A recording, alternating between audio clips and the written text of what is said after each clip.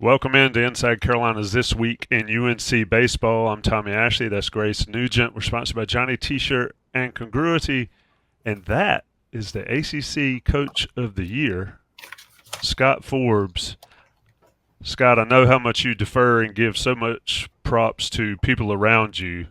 But when you heard Jake Knapp went down, and then when Folger Boaz had his issues, did you ever think we'd be talking to the head coach, the coach of the year for the ACC?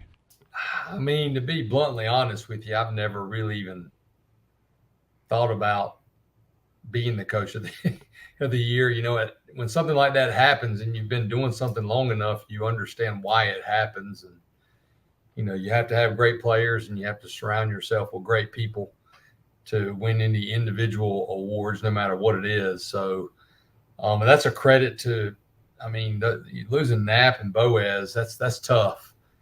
And what Coach Howell and Coach Gaines have done together, you know, both those guys pitched here, but they both have so much loyalty. They work their tails off. Obviously, Coach Gaines is the pitching coach, but Coach Howell, you know, now diving into the numbers and all the analytics and trying to combine the two to help develop these guys and make them, or give them the opportunity to be the best they can be. So it's a credit to them and all of our support staff. I mean, there's a lot of work that goes behind the scenes to keep these guys on the field and keep them healthy. And I'm just glad. I'm happy for our guys because they're in a position that they're never going to forget. And they've done a good job in the regular season. And now we officially begin the postseason, which is supposed to be the most exciting time. Indeed, it is. Carolina opens Thursday at 3 p.m. in Charlotte against Pittsburgh, and then Wake in primetime on Friday night. An interesting schedule there. But let me back up. Right before we came on, I said I was going to sort of talk about the year to this point. And it's been a grind. I mean, baseball more than any other sport is a grind. But when Knapp went down, and I know this is going way back, but when Knapp went down, you had to sort of start moving puzzle pieces around on your board. And the guys that you went with then weren't necessarily the guys that had success later. How did you sort of manage that all the way through the season? You find Jason DeCaro is a stud. Aiden Houck has been a stud. Shea Sprague has been a stud. But they weren't first back then. You know what I mean? When Jake went down and Folger, and then Folger went down and sort of forced your hand a little bit. Just talk us through the process of getting here from there. You know, that's the beauty of coaching. You know, every team is different. Every team is individual. But, you know, I'm not going to lie. When that happened to Jake, number one, you know, we were just crushed for Jake because if you know Jake Knapp, he could have signed twice out of the junior college, could have signed last year, came back for all the right reasons, wanted to help us have a better team, but also wanted to be a big part of the leadership side, which he's been, obviously. He hadn't missed a beat there. You know, so when that happened, it was clear that you go by what you saw in the fall, what you see in the preseason, and you have some guys that haven't done it at UNC. And the ones you just mentioned, DeCaro, even Boaz at the time, but he had shown that he deserved to pitch on Friday.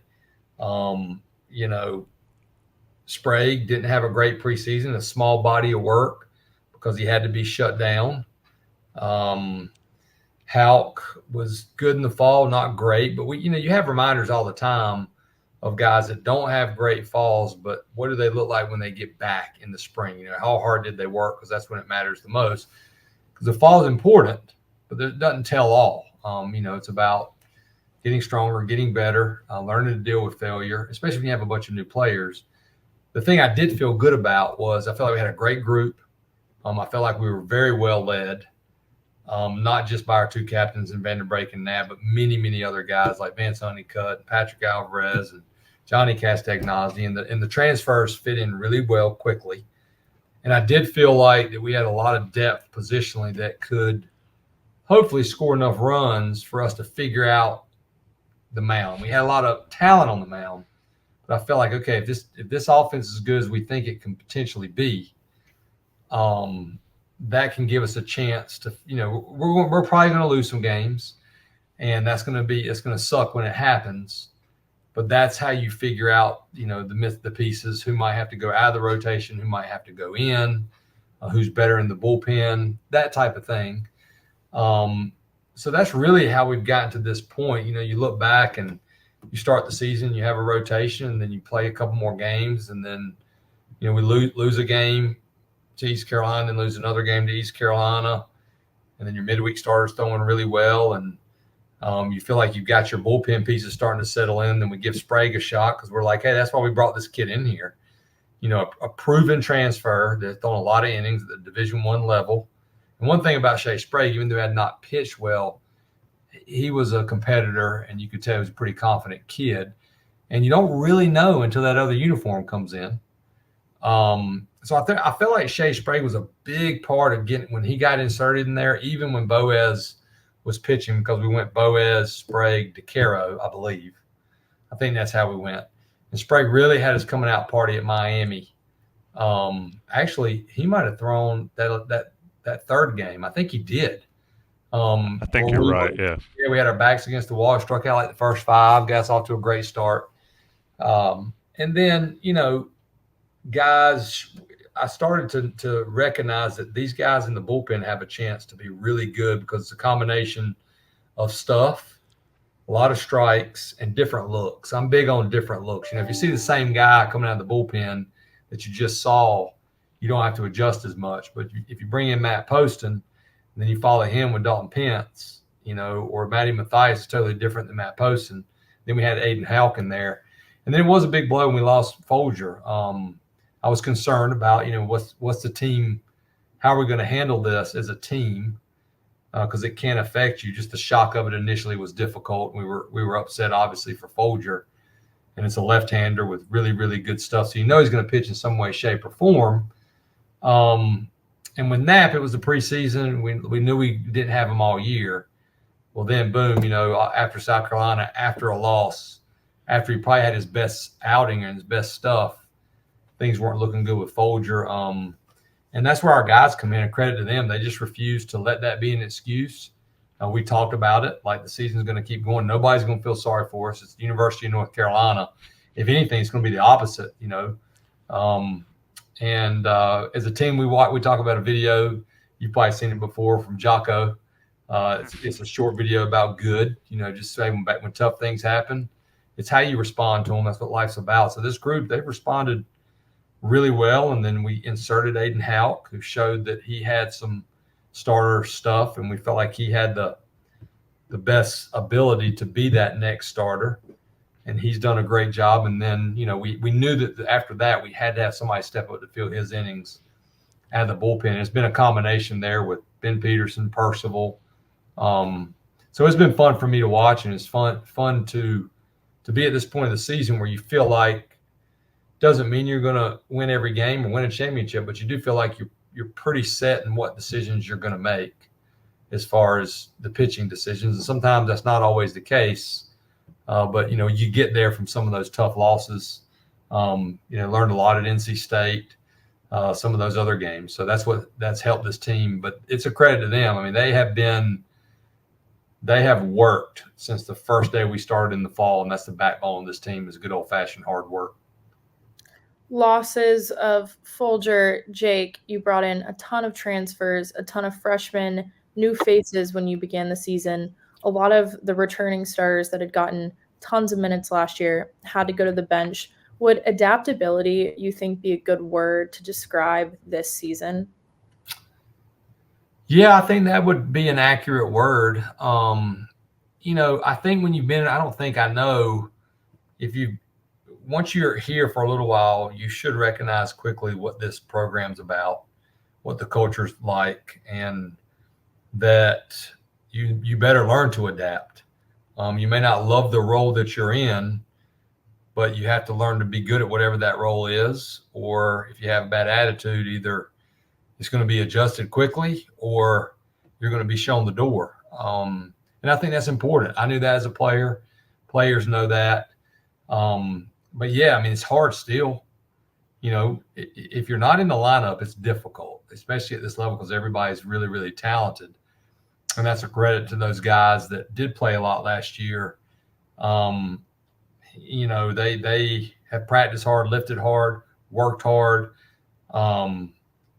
hey, Johnny Castagnazzi is now our emergency catcher. And we just said, hey, can anybody catch? And Johnny's like, I'll do it. And he's out and he's pretty dang good at it. But he didn't have to do that. And that's a credit to them. So I'm the lucky one that I haven't had to make any of those attitude adjustments. Are there any series that really stand out to you as season defining or really character building for the team? Every series is a big series and everyone's important. I think confidence-wise, I'll go all the way back to Miami. I think that we were really trying to find ourselves a little bit. It's first one on the road. You get smacked on Friday. I think that Sunday win was big for those guys. And then going over to Wake and, making some bad mistakes in the ninth inning, about to give it away, and then finding a way to win that first game. And then, winning that whole series and actually sweeping, which is hard to do anywhere, much less on the road. I thought that was big, but I also thought the stretch where I know one time we were on here and Tommy said we had won a bunch of one-run games, but then we lost, I think, Coastal to something like that. Yeah, the one-run games we weren't winning, understanding how hard they are to win, number one, but also not letting those games – we talk about being process-oriented, how outcomes can be distractions. Well, when you're winning all those games, you can't get big-headed, but when you're losing them, you also can't lose your confidence. So that was a good test. We had the winning streak. We lose to Coastal Carolina. And I think right after we got walked off at NC State, and then we had a lead and we lost it. So early on, I think it was preventing from getting swept, honestly, and coming out on that game 3 at Miami, at NC State, at Virginia, and finding a way to win those games. But the confidence obviously built tremendously at Wake Forest, and it continued to do that at Duke, because we knew that was going to be a really – everybody been talking about how good we were at home, and it seemed like to the team that everybody forgot that we did at the time, nobody thought we had a chance to win a game at Wake Forest, basically from what they were writing, and we made a statement there, but then we had a chance to make another statement. So, I would say overcoming those one-run losses, and then I feel like since the state series, if you're going to beat us, you got to beat us. We're not going to do anything necessarily, hopefully, to beat ourselves. One thing you mention a lot, and it goes into what you're talking about there, sort of the chemistry of the team, and these guys are all together and everything. And you mentioned you don't want to have to deal with those type issues basically during the season or whatever. When you're recruiting guys, high school or portal, what's something you ask them that tells you that they probably fit at North Carolina? They fit with what Scott Forbes is trying to do. Is there any particular question or? Yeah, I can't give you all of our questions because we worked really hard on these questions, honestly, and we came up with we might have even, sat down with a company that works on that type of stuff, kind of like a business, to say, hey, what are some questions that can give us more insight to the character, the decision-making, is the team first. But now we do it not just with the recruit, but with the families. It's rare that I don't try to meet the parents. I think that's extremely important. Obviously, the young man's going to be away from his parents when he's here, but it's very important that everybody's on the same page and everybody knows, what North Carolina's about. I'd say the main question for us, the first question is, what are you looking for in this decision-making process? And if it's not what we want to hear with that answer, then we're going to go a different direction. Because we want them looking for the right things. And those things need to be team-oriented first. It needs to be about getting an unbelievable education at the University of North Carolina. And I'm a big believer in opportunity. Coach Foss gave me an opportunity a long, long time ago when nobody else really could, because I'd done so bad at the junior college. And you should never forget the opportunities that you have been given. And once the school gives you that opportunity, we tell every family, hey, now the rest is up to you. You'll be treated with respect your entire time at North Carolina. You'll be given all the resources you need, but the opportunity is what gets your foot in the door. And, I remind our players the opportunity comes from the school, and you get an opportunity to wear that uniform. But for us, the big question is, what are you looking for? And there's about 3 things that we're going to see what they say. And if they say the right things, we'll continue. If they say the wrong things, we're going to have to talk about it as a staff. How much from your playing days and last week, if folks are watching this and didn't watch last week, we got to know Scott Forbes last week, so we're not going to dig that deep this week. But how much of your playing and your mindset when you played, dealing with failure that is baseball, dealing with maybe somebody played ahead of you that was quote unquote better than you, but you didn't think was better than you, and you had to deal with that. How much of that do you watch for in these guys when you're coaching them, and use that sort of as a, I remember how it was? Yeah. I have an open door policy here. I want our players to always feel like, they know I'm going to stop what I'm doing if they come to see me. Joan knows that. And it can be about not baseball too, but I also want them to know, hey, if they've got something on their mind, gossip's a terrible thing, just in general. I hate it. I was fortunate to be brought up the right way. Like, we're not going to gossip. If you have something good to say, don't say anything at all. But it can kill a team. And I remind our players of that. But if they want to come talk to me about it, they may not like what they're going to hear always. My door's always open. But, when you played sports, I wasn't good at dealing with failure. Honestly, I had to learn to deal with failure and learn to not have a short fuse.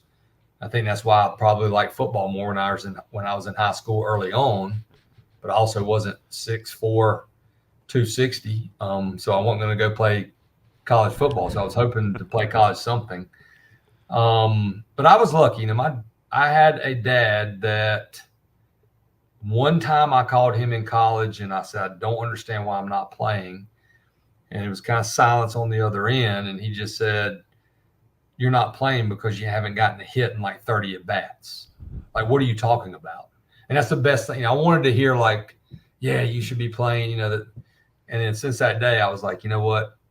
He's right. And he just said, hey, your job is to be ready. If Coach Fox puts you in, get in the weight room and be ready and make the most of that opportunity. So from that day on, I always felt like that. I was thankful that I didn't love it at the time, but he might have said a couple other things, but it was very clear that, I wasn't going to whine. I wasn't going to complain, and he wasn't going to hear any of it.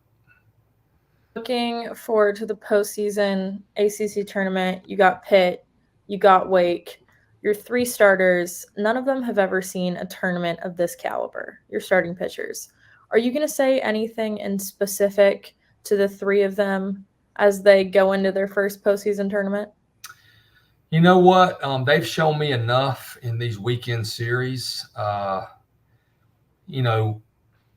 There's not a lot to be said. They're ultra competitive. If anything, I would just say, hey, just slow down a little bit, because everybody's like that. Even if you've been here and you've played if you've played in Omaha or if you've coached in Omaha, your heart rate goes up in those games and you have to learn to control your breathing.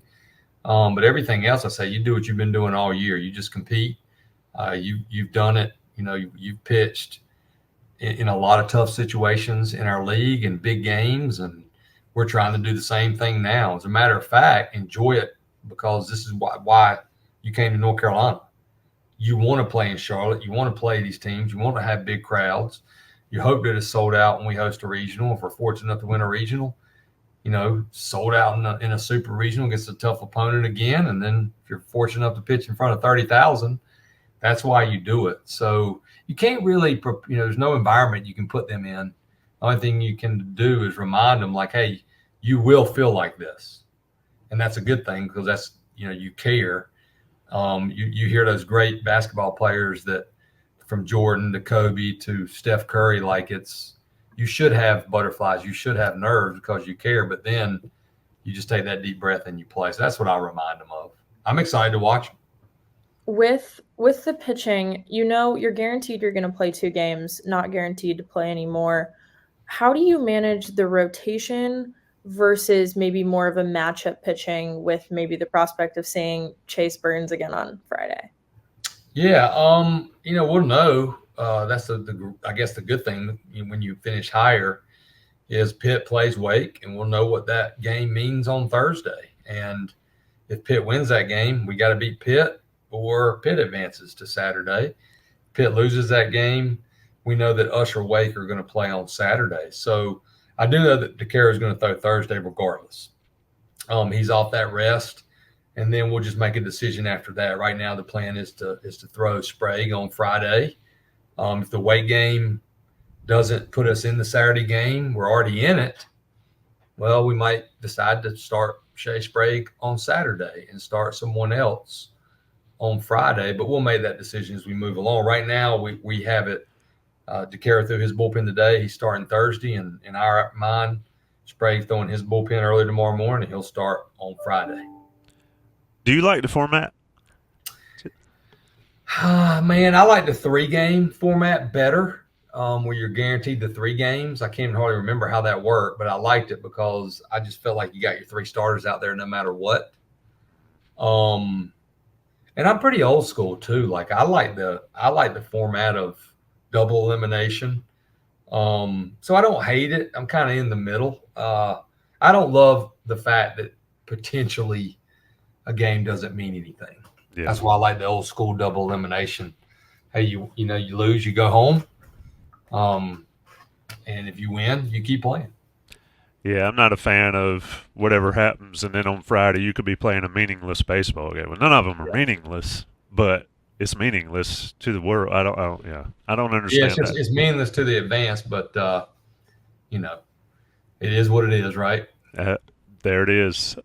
When you look at the ACC tournament, a lot of teams have debated and a lot of discussion on, and I'll just pick Wake Forest since you're playing them. When does Chase Burns pitch? Does he pitch Thursday? Does he pitch Friday?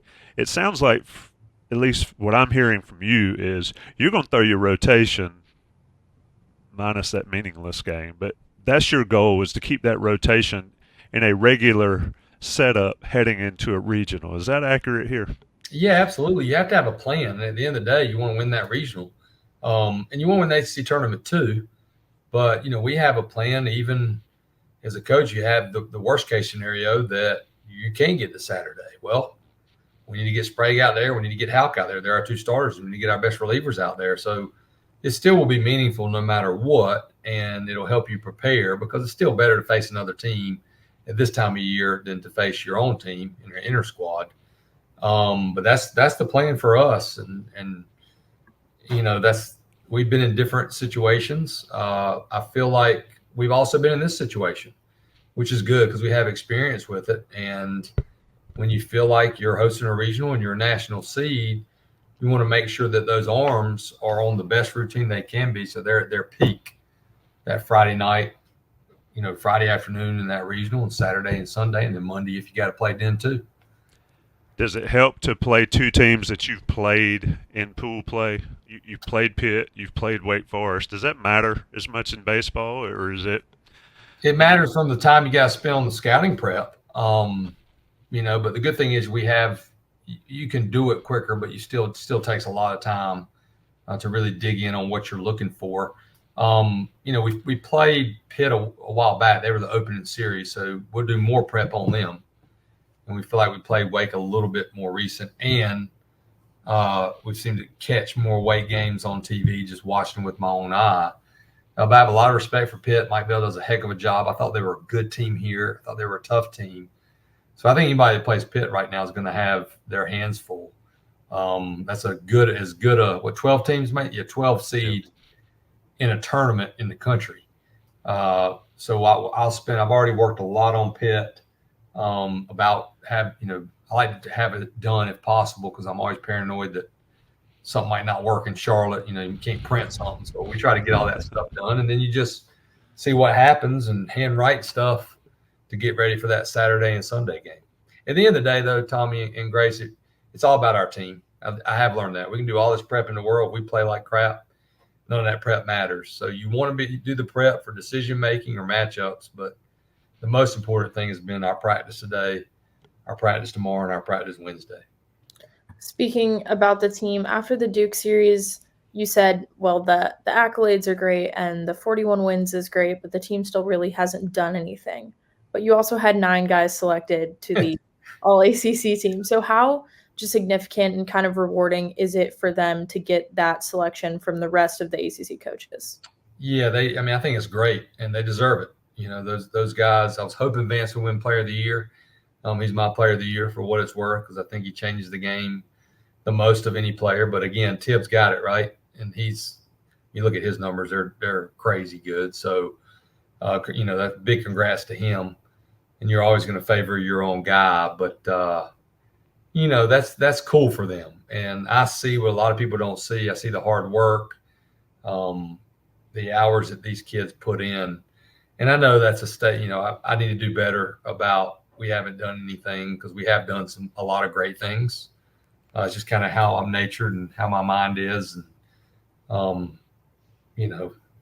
we could be fortunate and make it to Omaha and win to get to the national championship. My mind would still be thinking the same thing. But then when the season's over, you step back and you realize, okay, this has been a special group. This is a special group regardless.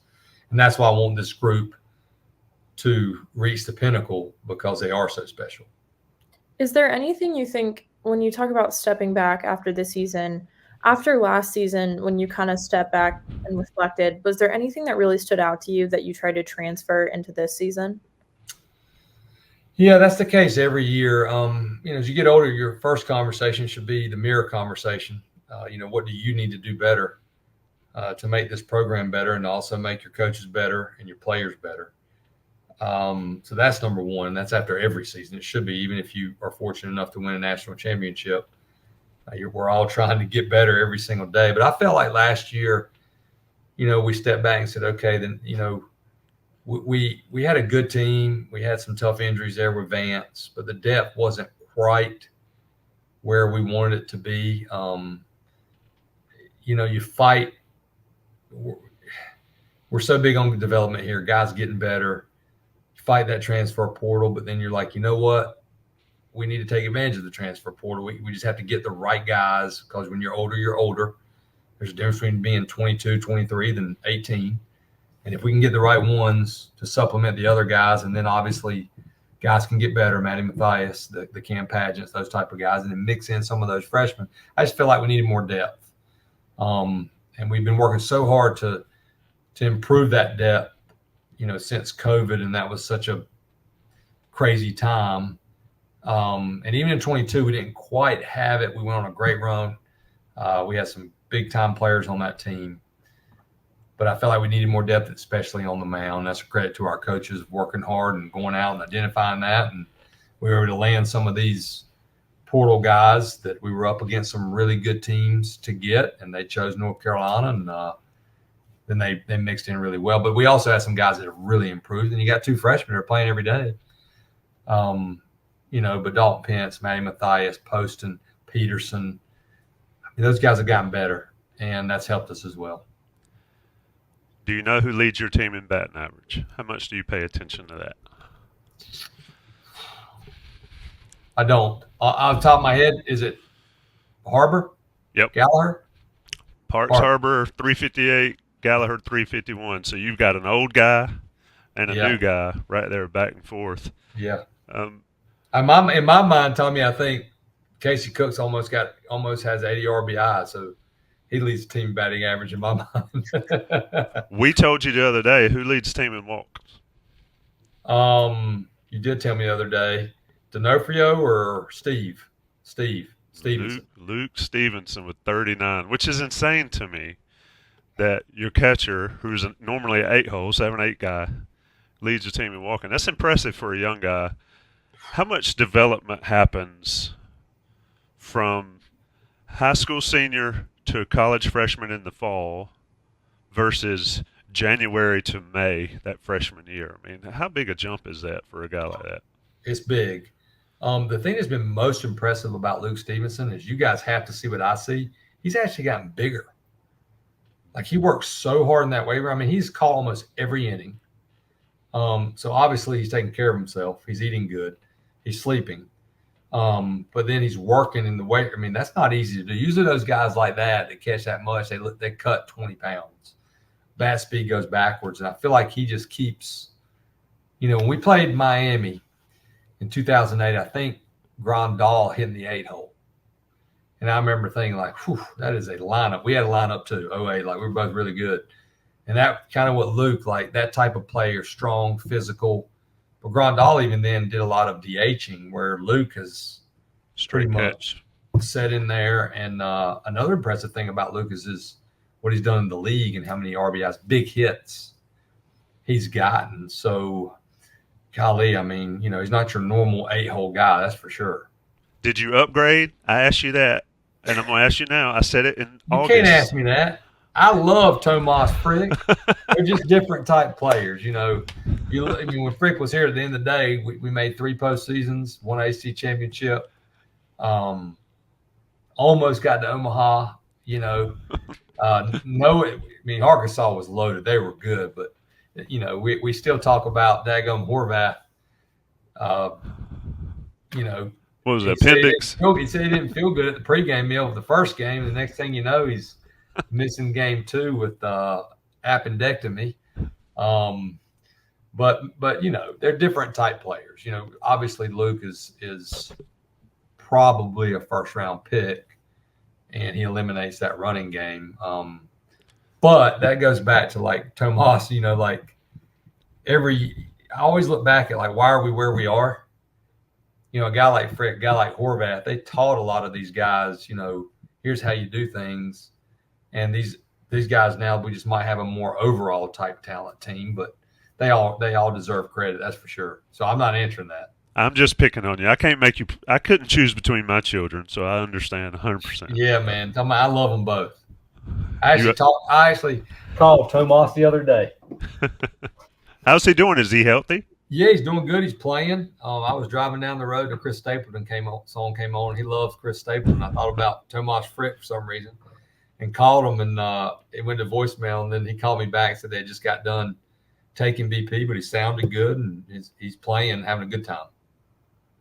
Sounds great. Do you try to make it a point in the off season, whatever off season you get as a head coach, to go see some of your former guys play?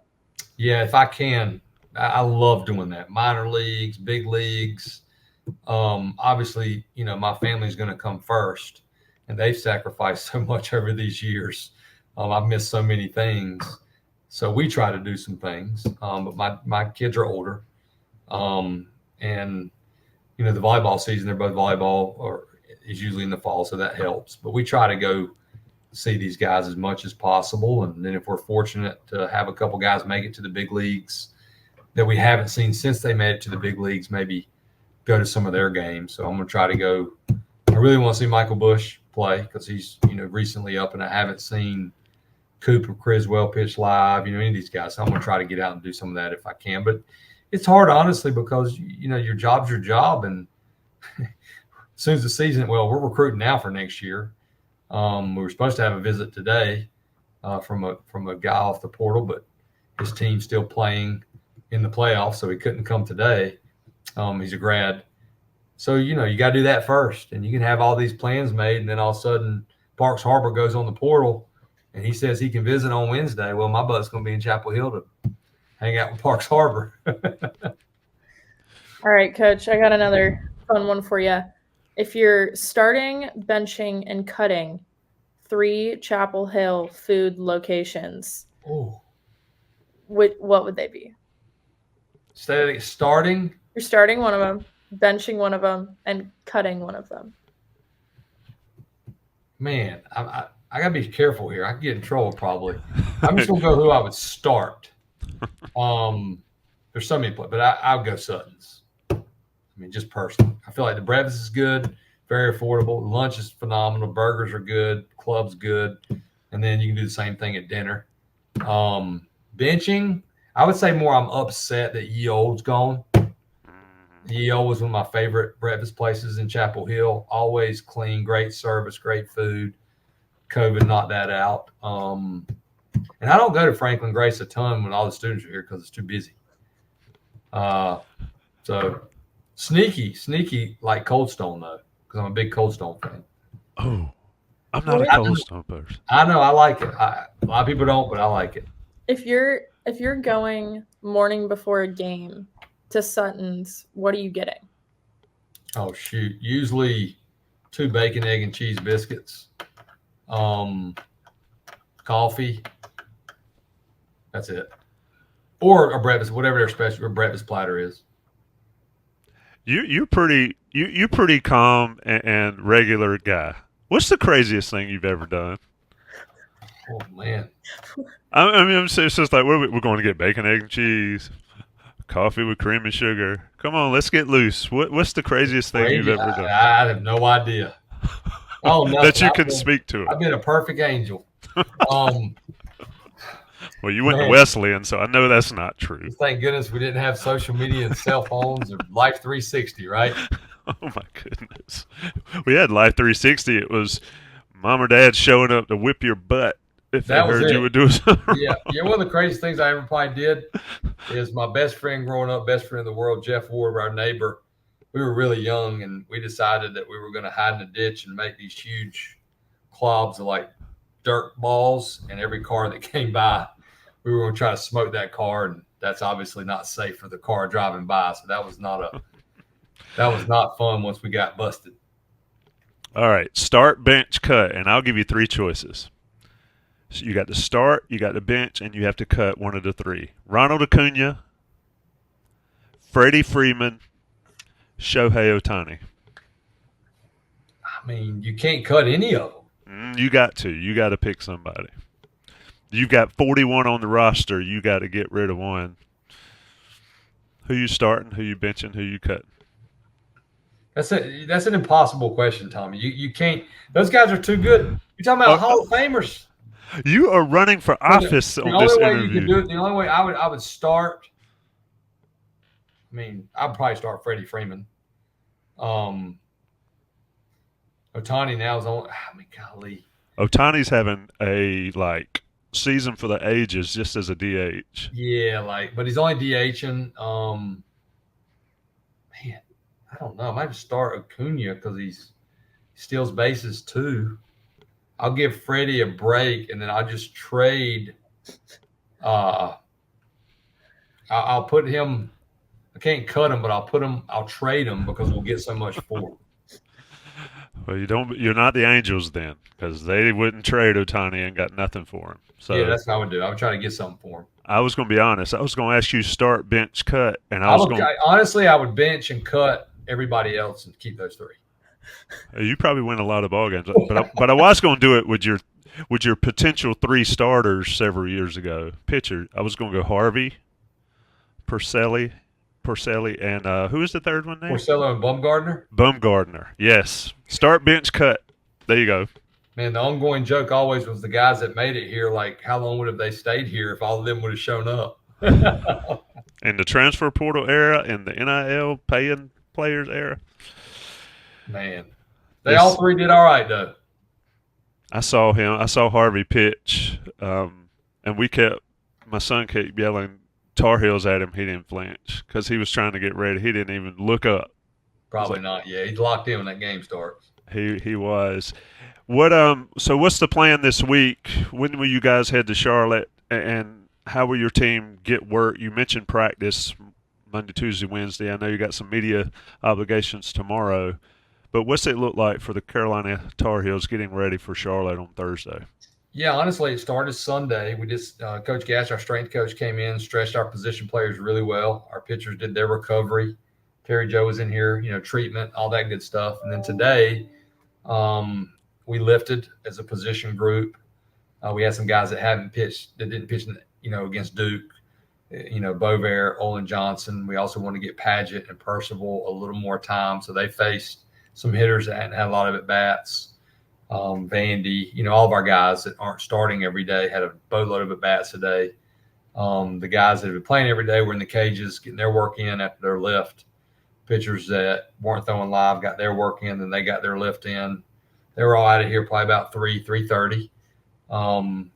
Tomorrow we will start practice fairly early, 9:15 for some pitchers.